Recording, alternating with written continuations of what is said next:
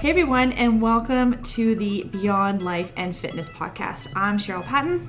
And I'm Megan Prince. We started this podcast as a way to connect with more people who are struggling to fit it all in. The workouts, the food, kids, work, and relationships. We know that we're not perfect, but we hope that through our struggles and our mistakes and our failures and our successes that we can help more people through their challenges and be successful. So if you want some tips and tricks to help you along your journey to be the best version of yourself, then this is it.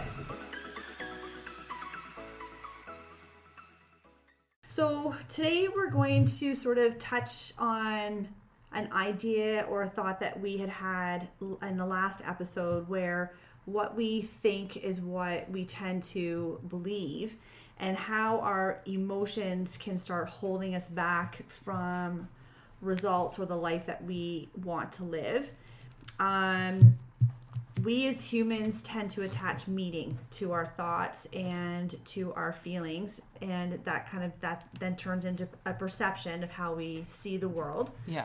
And it's usually tied back to a past experience, and then our mind is just simply responding in accordance to a learned reaction. Mm-hmm. So when we have a thought of what if X happens, we start to believe it because we are 100% who we believe and feel ourselves to be. In that moment, 100%. And then we remember that moment now becomes a perception. So when a situation like that comes up again, our mind refers back to that, and it's going to respond in the same way again. Does that make sense? Mm-hmm. Okay. Yeah. So, I know an example of this when I opened up my studio for the first time. So when I moved it out of my house for the first time, right? Like I had this fear, I had this perception. I'm like, well, what if nobody comes? Mm-hmm. What if nobody likes what I have to do? What if nobody likes me? Mm-hmm. Right? Mm-hmm. And that was something that I had to, rethink, retrain my brain to think. Mm-hmm. And as the business grew, it becomes a lot easier to rewrite that story, mm-hmm. or that verbiage that's in your head. Mm-hmm. Because we need to sort of think that we're not our thoughts, we're not our feelings, and that we are not our emotions. And then as soon as we can start to realize all of this, you're then able to create space in your head to rewrite that different story. Mm-hmm. But if you keep thinking all that you are these particular thoughts, mm-hmm. you are what you are feeling, negative or positive, mm-hmm.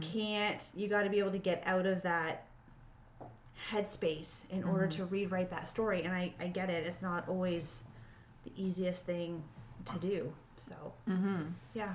Yeah, and I think what I've learned is the people that are at the top, the people that are very successful, are questioning themselves too. That's what I've learned, and listening to podcasts and people that are successful and doing really well. They all have the same thoughts and feelings. It's just that the difference is that they don't let it take over. Mm-hmm. They don't let that take over in their brain. They just keep doing, and they just keep going, and they just keep taking risks and just doing it and you just keep showing up every single time. They allow the thought and feeling to come, and then they let it to go. Yes. So I used to stay. I used to be that person, yeah. And I would have a thought, and then it would snowball, and it would snowball, and it would snowball, and it would snowball. 100%. And then what happened is and same with my kids when they're worrying about something now, that's something, it gets really big by the end. And I was like, worrying never got me anywhere, and it was such a waste of time, because all the worrying that I've done in my life,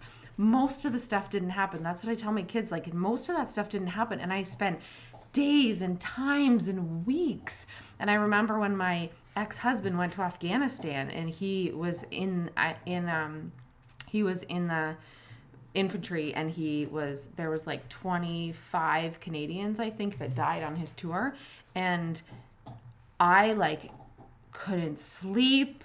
I worried all the time. And I get that's a big thing, right? Mm-hmm. But the worrying just took up my mind space and my mental mind space. And during that time, I actually started competing because that was helped me to ground myself and to focus on something else because I couldn't let those thoughts kind of go. I just kept worrying. So, but those thoughts and that time and that energy that I spent worrying took up so much space for so many other things that I could have done. So I think sometimes, and I said the other day on my live feed, is that my daughter we were shopping in Costco, and there's these kitchen mats, those foam kitchen mats. Yep. And I said to her, oh my God, I really want to get one of those foam kitchen mats because first of all, they're awesome. But said, second of all, Annie, our Bernedoodle, about 2 months ago, ate it when we were gone. Like ripped the whole thing apart, like shredded it. Like it's not even like a thin one. It's like a thick, she shredded it. So I said to Tay, I really want to buy one of those kitchen mats. And I was like, but I don't know if Annie's going to eat it and I'm spending money and I'm wasting it. So I just shouldn't. And we're in Costco and she's 10 and she's like, Mom, you know what? There's going to be so many what ifs in life. She's like, you know what you have to do? You just have to take the risk. And it was so cute because I was like, we're sitting there talking about a kitchen mat that I'm overthinking buying a Costco kitchen mat for $35. Yeah. And my daughter's saying, just risk it. And I was like, oh my God, that's so profound. I was like, you're talking about so many other things now, because I was like, we're talking about something so small that I'm overthinking. And then all the other what ifs were like, what if I did this? What if I did this? And you're just like, you spend so much time worrying, whereas you could spend that energy putting it into that and then just do it. And if you fail, you fail and then you learn. But we're so we're trained as a society preset to not fail, because Bingo. then you're a failure and then you are a loser and then you're embarrassed and then all these things. But most of the people don't really notice your failures. It's only you, because say you tried to run a 8-week fitness class, I don't know, or whatever, online. Nobody knows if nobody signed up for that class. Nobody have any clue. Nope. You do, but nobody else does. But then in your mind, you're a failure because nobody else signed up for it. And then you're like, oh, well, I'm never doing that again, and then you just kind of give up on those things. But if you just keep putting your energy into that, nobody else knows. Nobody knows when you fail. Nobody knows when you didn't make your, I don't know, say for bodybuilders, you didn't make your weight class. Nobody knows, because nobody's so focused. And you have to drop your ego and think that all these people really care about you so much that they're gonna analyze every single thing that you haven't done in your life. But our ego is like, no, everybody's watching me. Everybody knows everything I've done. It's like, no, they really actually don't. And when I have these vulnerable conversations with people and about yelling at my kids or about losing my shit on them or whatever, and then they're like, me too, and I'm like, yeah, good, because now I feel normal. Or did you eat that tablespoon of peanut butter when you were the night before your show because you just want me too, I sucked, I ate the peanut butter. If we can actually be vulnerable and be like, no, I messed up, I'm not perfect, but we sometimes portray this well, and that's what social media has taught us to portray. Mm-hmm. And it's hard for people because it's very hard, because if you don't live that, if you don't have that perfect Instagram reel or story life coming across, then I shouldn't say that. Instagram is only highlighting people's good and perfect sides. Right? Because you can retake a picture 100 times. You can redo a video 100 times, and nobody's going to know that you've redone the picture or that video 100 times because you've just put out that one picture or one video. Right? And then that sets the standard. And there's this girl that I follow, and I just showed the girls the other day, and actually maybe we can link her profile in the bottom of this too. It's on Instagram.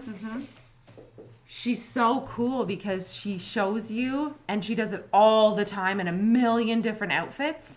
She'll show you in this beautiful dress where she's posed and she's sucking it in and her boobs look perky and everything looks good. And then she'll show you the next picture where she just kind of bends down a little bit and everything's rolled and everything's sticking out. And then one where she's in bike shorts and you see her from behind in this beautiful light. And then the next one, her butt's all cellulite and it's all it's all, and so it's this cool transition to show in 1 second this picture can be completely different, right? Like, so I love seeing that, because then you know, like, people's pictures are posts. People, and of course, people want to show really good sides of them. I do think that social media now, especially Instagram, is becoming a platform. If you can find the right people who do lay out the real shit, and they will say, like, they will really say how it is. There's one mom in Hamilton, actually, and she's been on a couple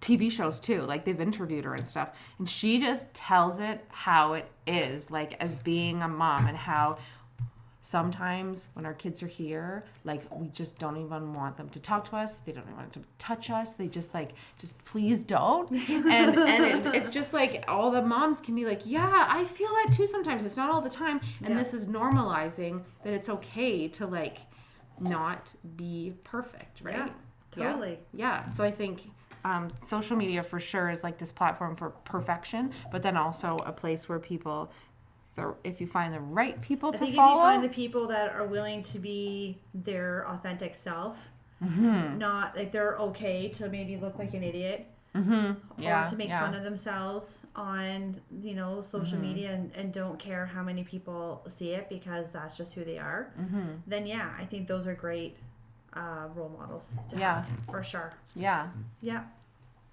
I think that a lot of the things that, and we're talking about, like, fitness people and people in the gym and all this stuff, like, that everybody second guesses themselves. Even the girl that's walking in with the most perfect body, do you know what I mean? Like, we've talked about it before. You can be at your perfect best, but you're still not perfect. No, and I remember when I was doing my photo shoot after my show, and the photographer's like, she's like, I've shot, you know, IFBB pros after they've done their shows. And she's like, nobody is perfect. Nobody is perfect. You know, and so, like, these are high-end elite athletes, you know, that have done a lot of work to get super lean, to get up on the stage and hardly any clothes. And she's like, nobody is perfect. And I'm like, you're right. Nobody is perfect. So I think, whatever we put out into the universe, into what we say, into the things that we do, that's going to affect how we show up. Yeah, and I know it's definitely something that I've worked on probably for the last almost 7 years, is just trying to catch myself doing certain things, saying certain things, and just trying to rewrite that, like, what comes out, like, read, like, stop before I say something, and then because I would be very quick with my kids because I would be tired, or I would just feel like I've had a lot to do and I haven't gotten it done, and sometimes it's like, it's all right, well, if it doesn't get done, it will get done tomorrow, right? If it was that important, then I would have gotten it done during that day. And so just, learning to roll with the punches a lot more, you know, accepting other people's imperfections just as I need to accept mine. But it takes, I'm still working on it, and it's been like 7 years, I'd say.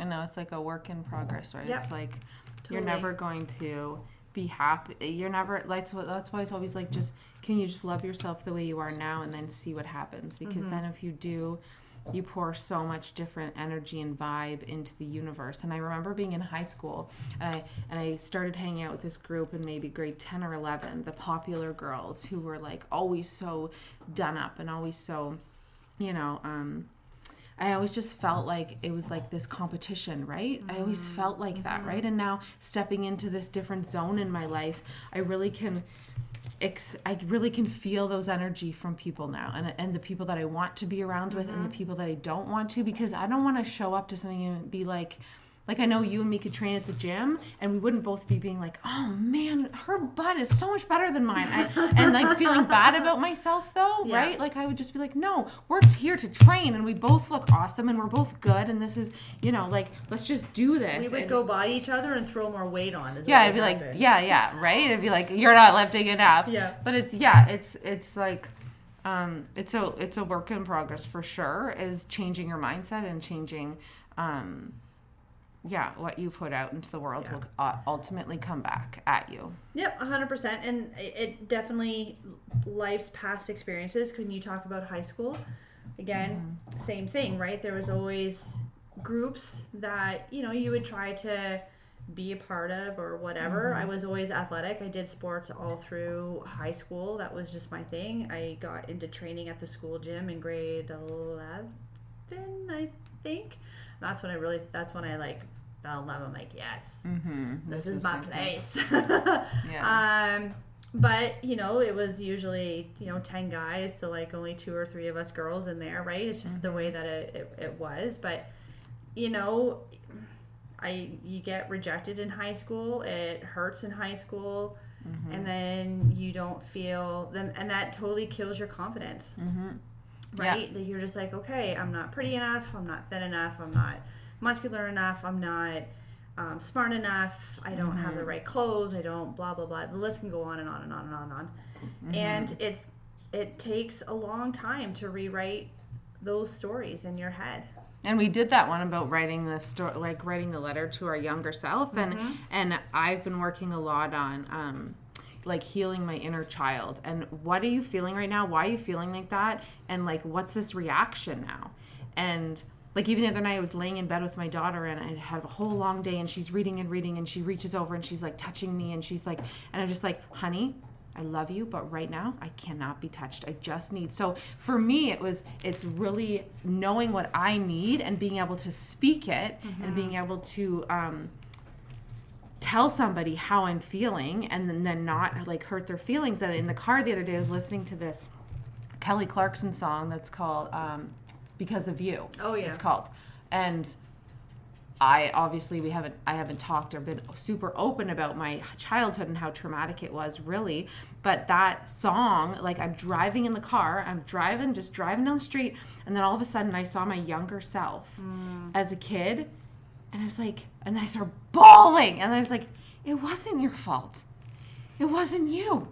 It wasn't anything that you did. And I was like, oh my gosh. And it's like these moments that hit you. But and what I a was huge emotional release. Like, what? None of it was my fault. None of it had anything to do with me. And I was like, wow. And I'm 41. So I was like learning to change your mindset and realize and stop and be like, okay, I'm at the gym. I see a girl over there. She looks really awesome. And I'm feeling like, oh my God, I hate myself. I'm not doing good enough. I don't look like her. I need to start dieting. I need to get on the cardio, and I need to cut out carbs. Like, I have to.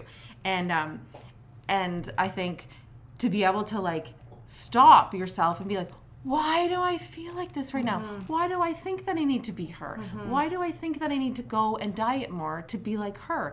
Is she happy? Maybe she doesn't eat any carbs and she's hungry all the time. But like, it's like stopping yourself in these moments of feeling jealous, frustrated, anxious, guilty is a big one, mom guilt. Why in this moment do I feel guilty for doing something for myself to make myself happy? Why do I feel like that? Who in my past and who in my life taught me before that it wasn't okay to do that stuff? And why do I feel like that, right? Because mom guilt is like the biggest factor to holding moms back from taking care of themselves, right? Like, I need to show up, I need to be here for my kids 24 hours a day, and if I'm not, I'm a bad mom. Yeah, and if you don't have kids, it could be the same idea but with a partner, like with a significant other.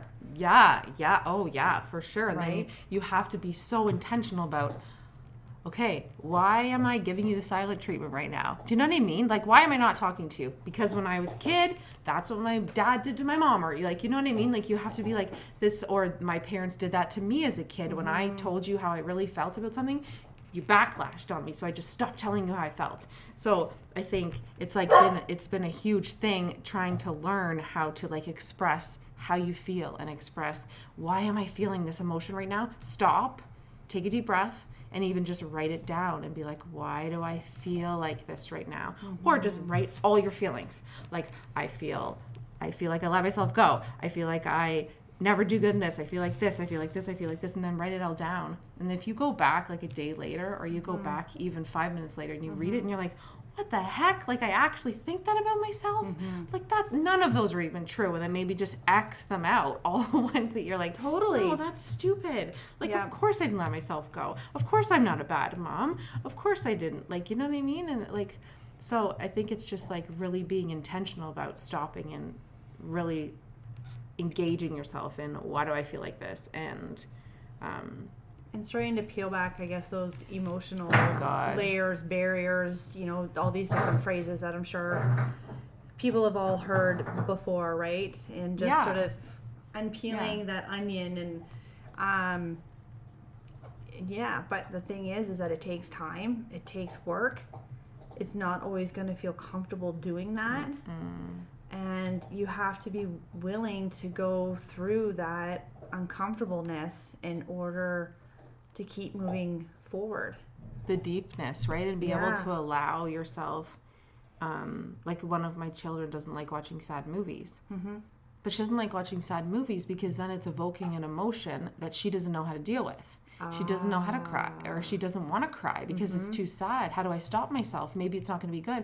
So I'm like, okay, we need to watch a lot more sad movies because crying is okay. Yeah. Crying releases hormones. Crying is an emotion. Just because it's sad doesn't mean it's a bad emotion. When you're angry, it's not a bad emotion, right? So it's like teaching kids like these emotions are okay to feel and stop blocking them, and allow yourself to just feel everything. But it's hard when you have a lot, like for people that have like been really, really traumatized to deal with that all at once, right? So it's just like those baby steps of like, okay, so I can't cry today. Why can't I cry? Like, why wouldn't I let myself cry? Because maybe when you start crying, you won't even know how to stop and you'll cry. Like, remember Bridget Jones' was it Bridget Jones' Diary when she cries for like 5 days straight? That's a good question. I'm not sure. I think she breaks up with him, and I think in the movie she's crying, and then the next scene she's crying, and the next scene it might not be Bridget Jones. It's one of those movies. Somebody can post it on here and tell me, but she just cries for like days and days and days. And but maybe that's what's gonna happen, right? So it's just like it's okay to feel these emotions, but really like tapping into why do I feel like that today, and and knowing that those are okay to feel. Yeah. And everybody, even the most fit person in the gym, Or the most successful person in business. Feels inadequate, feels scared, feels anxious, frustrated, all of those feelings. Everybody feels them, no matter what you're like. That's just human feelings. Yeah. But they just figure out how to deal with it and then move on. Yeah, exactly. And that's the key. It's learning how to deal with those emotions that are holding you back so that you can keep moving forward and not just stay stuck. Yeah, in a place where you're not happy. And then if you're not happy, you're going to portray that out, and everybody around you is not going to want to be around you because you're not in a happy place. Yeah, growth, like we talked about, growth is some sort of growth is the movement forward, right? Like any kind of growth is moving forward. Yeah. Staying still and stagnant doesn't have to be like these huge things. No. But little tiny baby steps of what do I need to do to get to where I want to go or whatever. Yeah. Then I think growth is like the biggest key to changing your life. 100%. Yeah, and I think that's the perfect way to end. Thanks everybody for listening today, and we truly appreciate you. And let us know what your biggest takeaway was today, and if you have any questions you want answered on the podcast. Don't forget to rate, review, and subscribe to this podcast to automatically receive your episodes and to help us reach more listeners. We would love to connect with you on our socials, either Facebook or Instagram, with links in the show notes. Till next time, keep taking those small steps towards your best life.